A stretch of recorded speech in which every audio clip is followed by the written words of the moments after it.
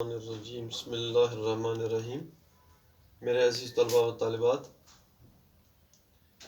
آج ہم شوکت تھانوی کا لکھا ہوا ڈرامہ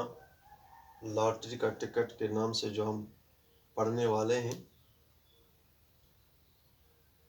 یہ ایک مزاحیہ ڈرامہ ہے ان کا، شوکت تھانوی کا۔ شوکت تھانوی نے بے شمار ڈرامے لکھے ہیں، اور یہ مزاحیہ ڈرامہ جو انہوں نے آپ کی درسی کتاب میں جو جس ڈرامے کے بارے میں ہم آج پڑھ رہے ہیں، وہ ڈرامہ جس کا نام ہے لاٹری کا ٹکٹ، یہ انہی کی ایک کتاب، مشہور کتاب جو شوکت تھانوی کی لکھی گئی ہے، سنی سنائی سے لیا گیا ہے یہ ڈرامہ۔ پیارے بچوں، اس ڈرامے میں کردار جن کا اس ڈرامے میں ہے کہ ایک ہوتا ہے منشی جی،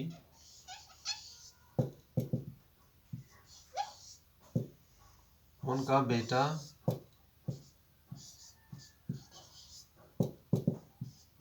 سلیم، ان کی بیوی۔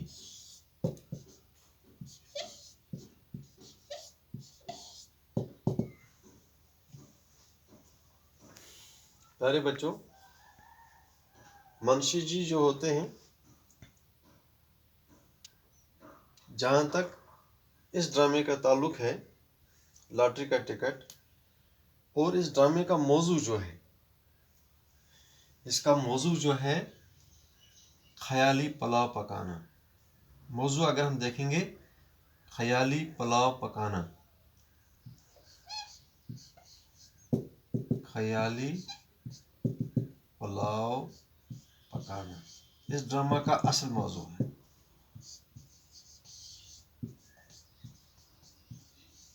اصل موضوع کہ منشی جو ہوتے ہیں، انہوں نے لاٹری کا ٹکٹ نکالا ہوتا ہے، کیونکہ بچوں آپ جانتے ہیں آج بھی لاٹری کا ٹکٹ یہ ایک مقدر کی کھیل ہوتی ہے کہ لاٹری کے ذریعے سے ٹکٹیں لی جاتی ہیں، پھر بڑے بڑے انعام حاصل کیے جاتے ہیں۔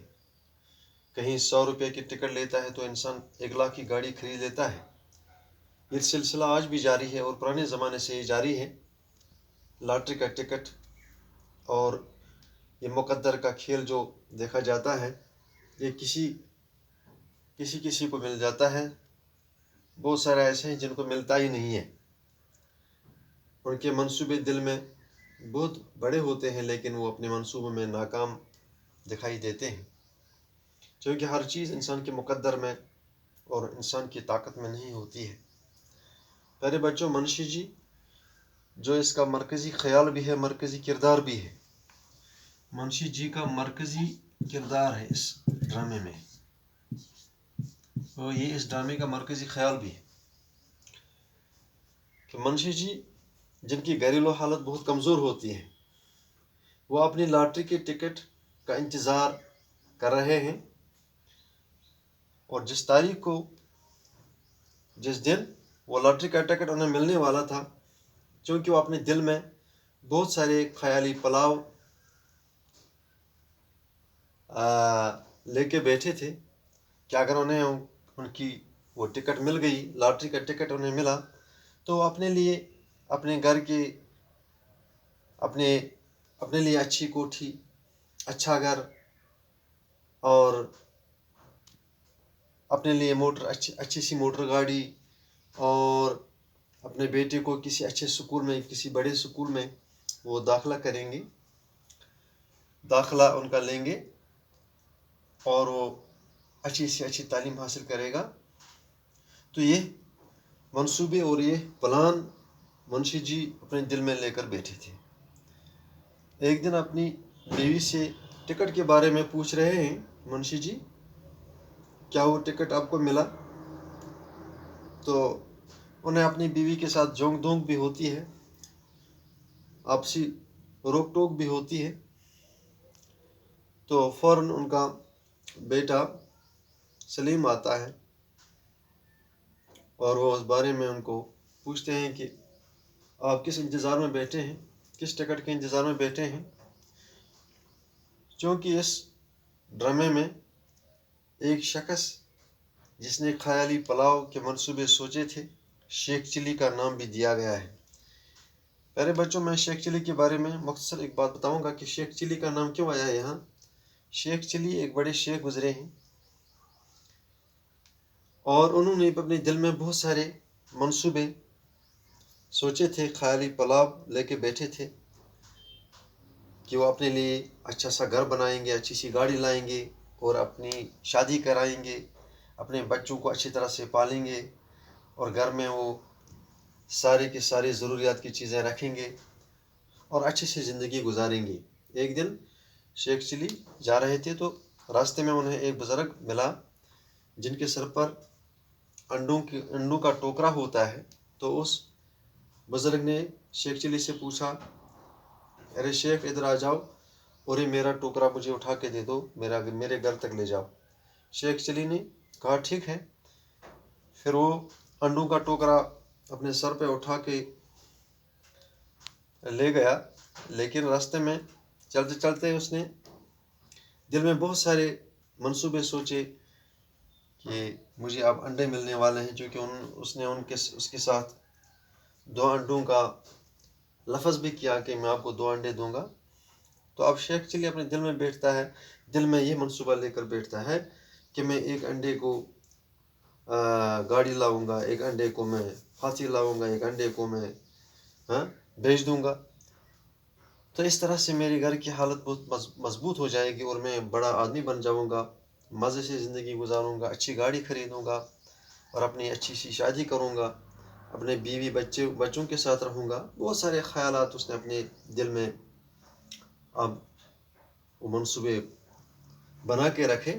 لیکن چلتے چلتے اچانک اس کی سر سے وہ ٹوکرا، انڈوں کا ٹوکرا جو ہے وہ نیچے گر جاتا ہے. تو وہ شیخ انہیں ڈانٹتا ہے، ارے شیخ چلی آپ نے ایسا نقصان کیوں کیا؟ تو نے میرا 1000 روپیہ یا 100 روپیہ میرا ضائع کیا، 10 انڈے یا 20 انڈے میرے ضائع کیے. تو شیخ چلی کہتے ہیں، ارے بھائی تیرا تو 100 روپیہ یا 1000 روپیہ ضائع ہوا، میرا تو کروڑوں ضائع ہوا. میں سوچ رہا تھا میں ایک انڈے کو ایک بڑی کوٹھی بناؤں گا، ایک بڑا محل خانہ بناؤں گا اور ایک سے میں گاڑی لاؤں گا، ایک سے میں اپنی شادی کراؤں گا. تو وہ شیخ، وہ بڑے آدمی جو ہیں کہ وہ ہنس پڑے کہ تو بڑے بڑے منصوبے لے کے بیٹھا ہے، لیکن یہ سارے منصوبے بیکار ہیں. پیارے بچوں، اسی طرح سے منشی جی بھی اپنے دل میں بے شمار منصوبے لے کے بیٹھا تھا. تو آخر ایک دن بیوی کو اپنے ٹکٹ کے بارے میں، لاٹری کے ٹکٹ کے بارے میں پوچھتا ہے. تو بیوی نے کہا کہ کس کے انتظار میں تو بیٹھا ہے؟ تو آخر کیا ہوا کہ منشی جی اب جو خیالی پلاؤ پکا رہا تھا، اپنے منصوبے باندھ رہا تھا اپنے دل میں کہ وہ اپنے لیے اچھا سا گھر، چونکہ گھریلو حالت ان کی بہت کمزور تھی، وہ اپنے ضروریات کو پورا نہیں کر سکتا تھا، غربت کا ماحول تھا ان کے گھر میں. تو اب اسی انتظار میں بیٹھا تھا، یہی منصوبے لے کے بیٹھا تھا کہ مجھے اب اگر تار مل گئی اور مجھے وہ ٹکٹ، لاٹری کا ٹکٹ جو مجھے ملنے والا ہے، تو میں اپنے لیے اچھا سا گھر بناؤں گا اور موٹر گاڑی بھی خریدوں گا اور اپنے بیٹے کو اچھی تعلیم بھی دوں گا. تو لہٰذا یہ سارے منصوبے لے کے بیٹھا تھا. لیکن کیا ہوا، ڈاکیا جب آتا ہے تو سلیم کے ذریعے سے وہ خط پڑھاتا ہے اور اس کا پیغام بھیجتا ہے، جہاں منشی جی وہ خوشیوں اور وہ بڑے بڑے شیخ چلی کے وہ منصوبے لے کر بیٹھا تھا اپنے دل میں لیتے ہوئے، لیکن وہ خوشیاں آخر اس کی خوشیوں پر پانی پھیر گیا جب اس نے خوشیوں کے بجائے، خوشخبری کے بجائے اپنی بابی جان کی موت کی خبر سنی. تو ان کے گھر میں وہ خوشیوں کا ماحول ماتم میں بدل جاتا ہے. گویا کہ انسان کے پلان، انسان کے منصوبے، انسان کے ہاتھ میں کچھ نہیں ہے، انسان کے بس کی بات نہیں ہے کہ انسان بہت سارے خیالی پلاؤ پکائے گا، اپنے دل میں بہت سارے منصوبے بنا کے بیٹھے گا کہ میں بہت سا محل خانہ بناؤں گا، میں بڑا مالدار بنوں گا، میں گاڑیوں اور بڑا ایک امیر آدمی بن جاؤں گا، یہ تو قدرت کے ہاتھ میں ہے، انسان کے بس کی بات میں نہیں ہے۔ اب منشی جی جو بیچارہ وہ بڑے بڑے منصوبے بنا کے بیٹھا تھا دل میں، اب اس کے منصوبوں پر پانی پھر گیا، اس طرح سے کہ جب لاٹری کی ٹکٹ کے بجائے ان کو یہ خبر ملتی ہے کہ آپ کی بابی جان کی موت واقع ہو گئی، تو ان کے گھر میں خوشیوں کے بجائے ماتم کا سا ماحول پیدا ہوا۔